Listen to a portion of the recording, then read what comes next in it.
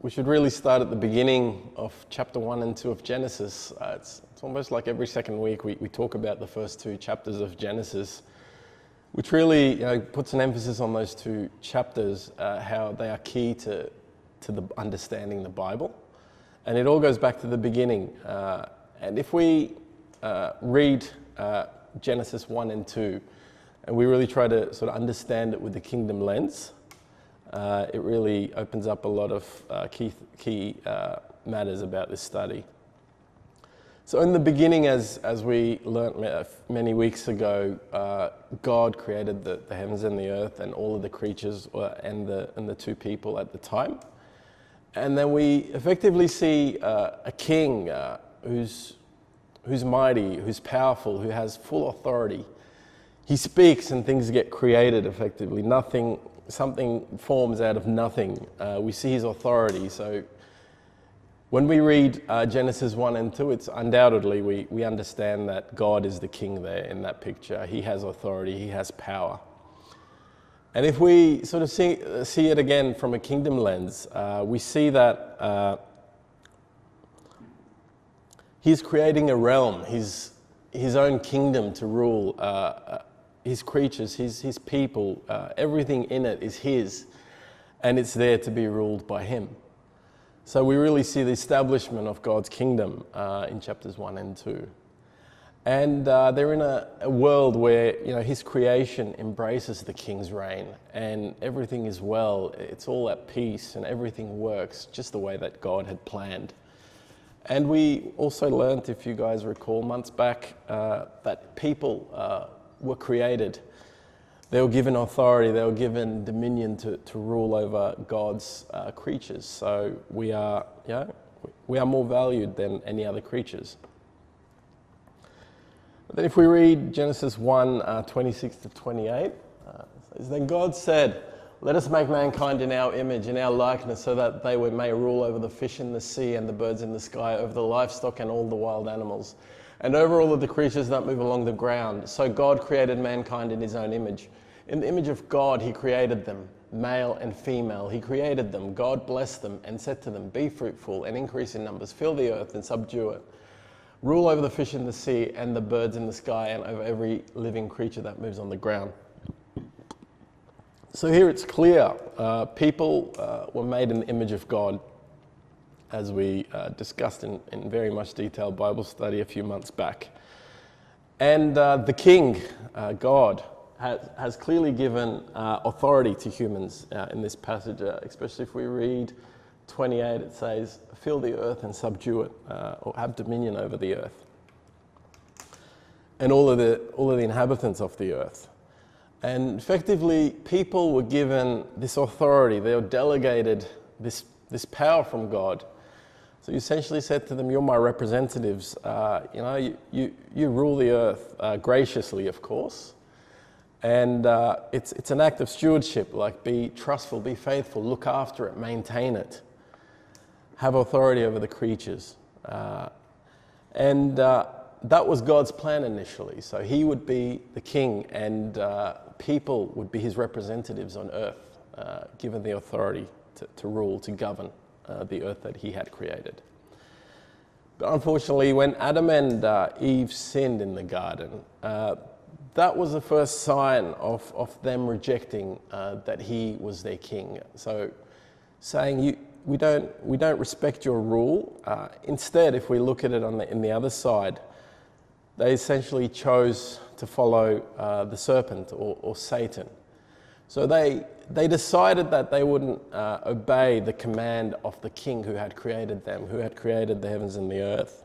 Instead, they chose to follow the direction of the serpent, another creature. And that's why in John 12:31, Jesus refers to the serpent as, or Satan, as the ruler of this world.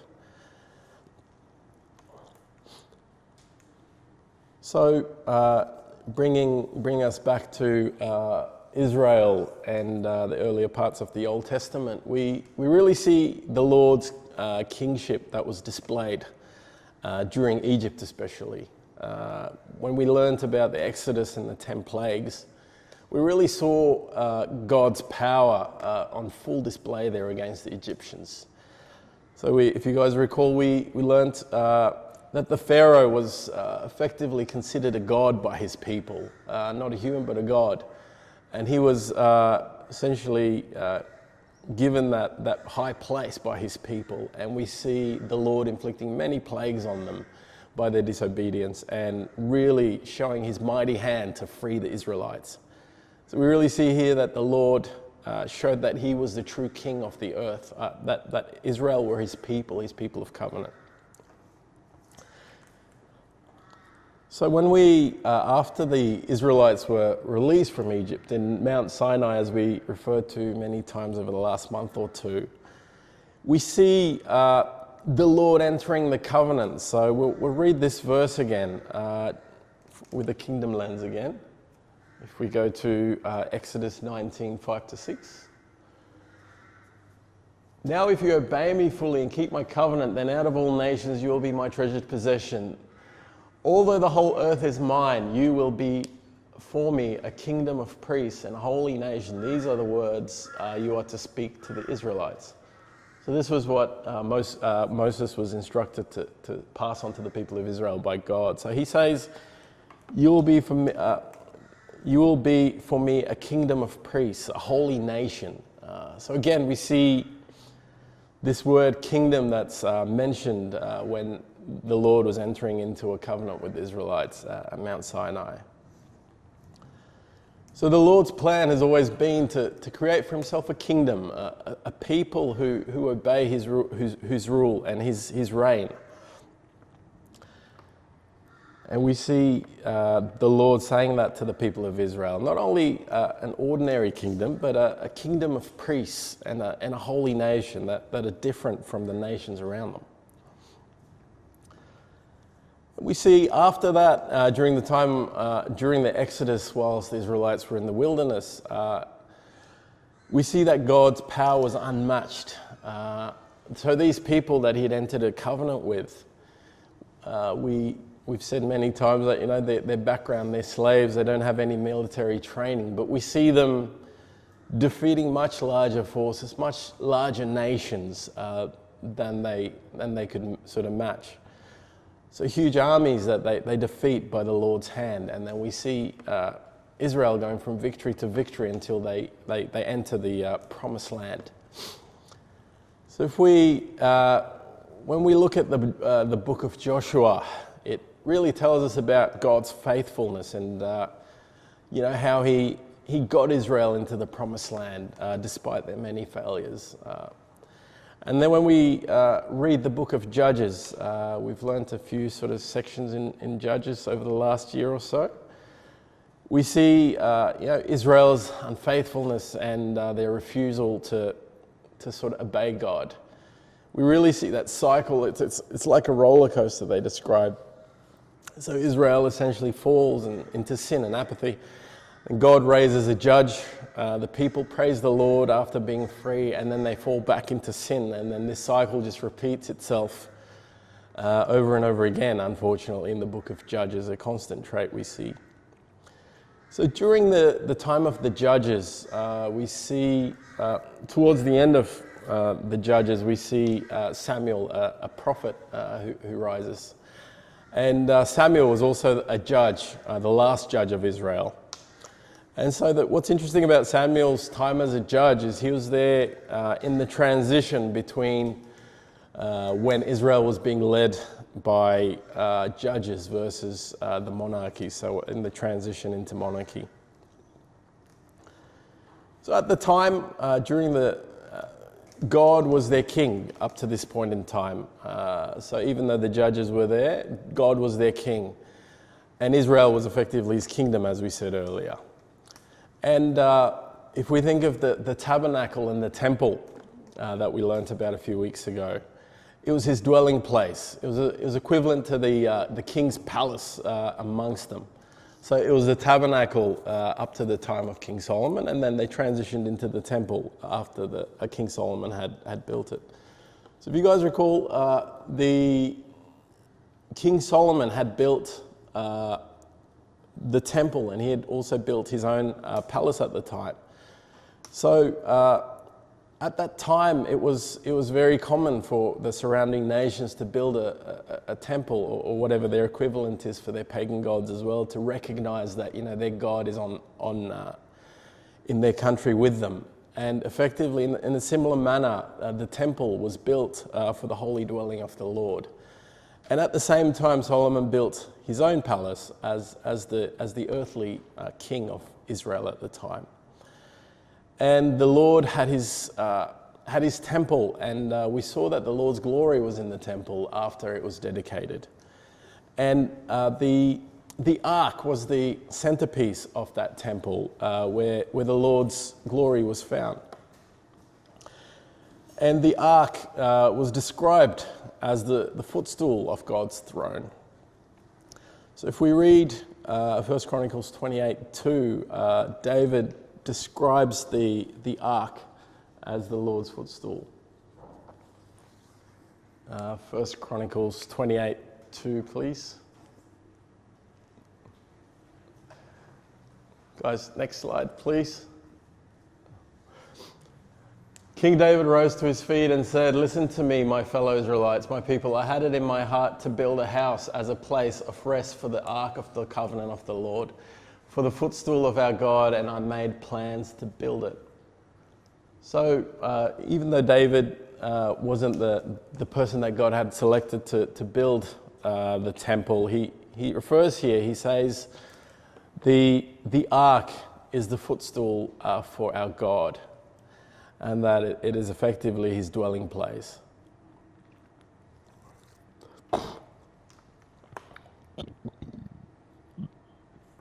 So now Israel, they're in the promised land.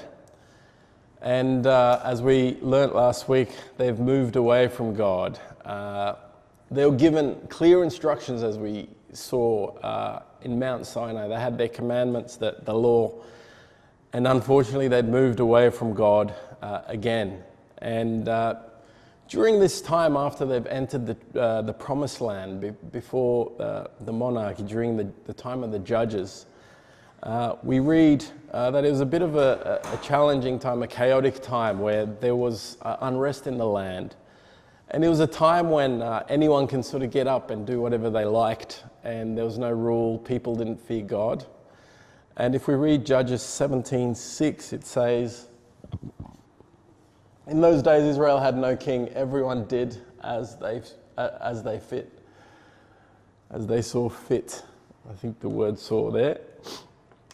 So it's a time where these people of covenant, these people who are promised, who have been called the kingdom of God, representatives on earth, they'd effectively turned from God at this point in time, and they are just going about their lives. They're in the promised land, they've received God's blessing, and they were just going about as they saw fit.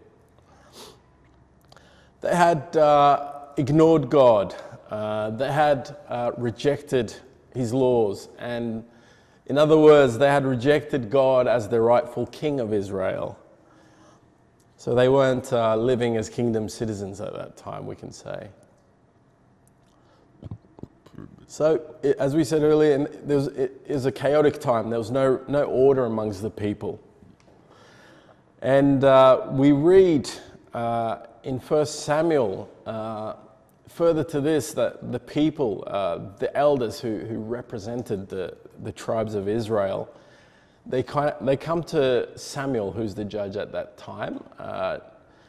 They come to him and say this. If we read 1 Samuel 8:5-8, it says, "They said to him," so these are the elders speaking to Samuel, "You are old and your sons do not follow your ways. Now appoint a king to lead us, such as all the other nations have." But when they said, "Give us a king to lead us," this displeased Samuel. So he prayed to the Lord, and the Lord told him, "Listen to all that the people are saying to you. It is not you that they have rejected, but they have rejected me as their king, as they have done from the day I brought them out of Egypt until this day, forsaking me and serving other gods, so that they are doing to you." So here, the people of Israel, send their leaders to Samuel, and they say to him, look, from now on we want to be like all the other nations around us. So like all the other nations who have their king there, we want to have a king. And up to that point in time, it was the Lord was their king, God was their king. They didn't have a human king amongst them. And this is really a turning point in Israel, we see. So if we go back to the Exodus, we see that it was God and God only who took them out of slavery, and it was God who, led them through the wilderness, fought all their battles, gave them all those victories, and then gave them the land that they're in at the moment.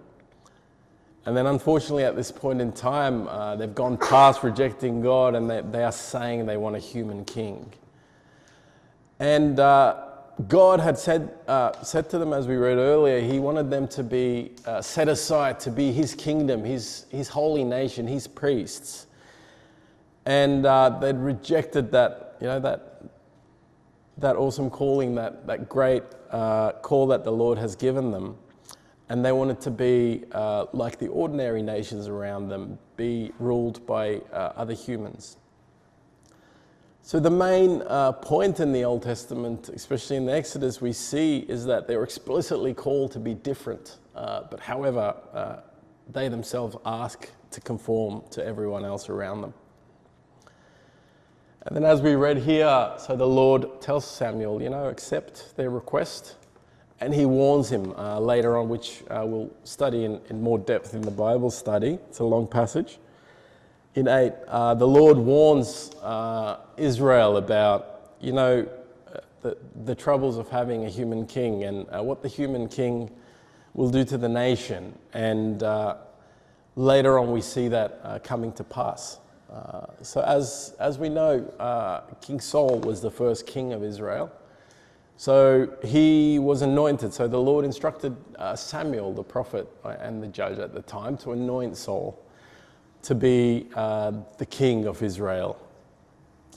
So Israel lived through that warning, unfortunately, and so the consequences that came, which the Lord had warned, came to pass during Saul's time. So again, Israel were again at a dead end, unfortunately, during the time of King Saul. And as we may know of the story of Saul, we don't have time to go into it in too much depth. But unfortunately, he didn't walk in God's ways, and he was a disobedient king.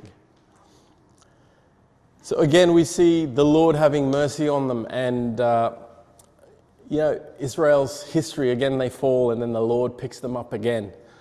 We see God's plan and his persistent grace that's over them.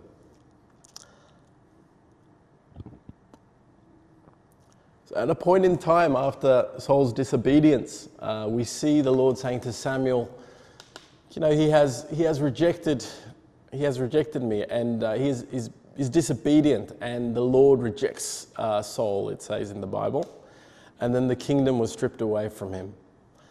And then God selects David, a shepherd, to be anointed. And David, at the time, is described as a man after the Lord's heart. If we read 1 Samuel 13:14, it says, "But now your kingdom will not endure. The Lord has sought out a man after his own heart and appointed him ruler of his people, because you have not kept the Lord's command." So this is Prophet Samuel speaking to Saul at the time. So David was referred to as a man after God's heart. So this was well before he became king, while he was a shepherd in his young age. So though David wasn't a perfect sort of human, he had his weaknesses like every other human. He was the ideal human king of Israel, a good representative of God, who is the king in heaven. So we studied 2 Samuel 7 last week, and how how David had planned to build a temple, and how the Lord responded and said, look, my will isn't for you to build it, but for your son Solomon. And in the second half of chapter 7, we read of the Lord's response, and it was a very long response that the Lord had given him, how he really appreciated David's heart posture and how he was wishing to build the Lord a house, a temple.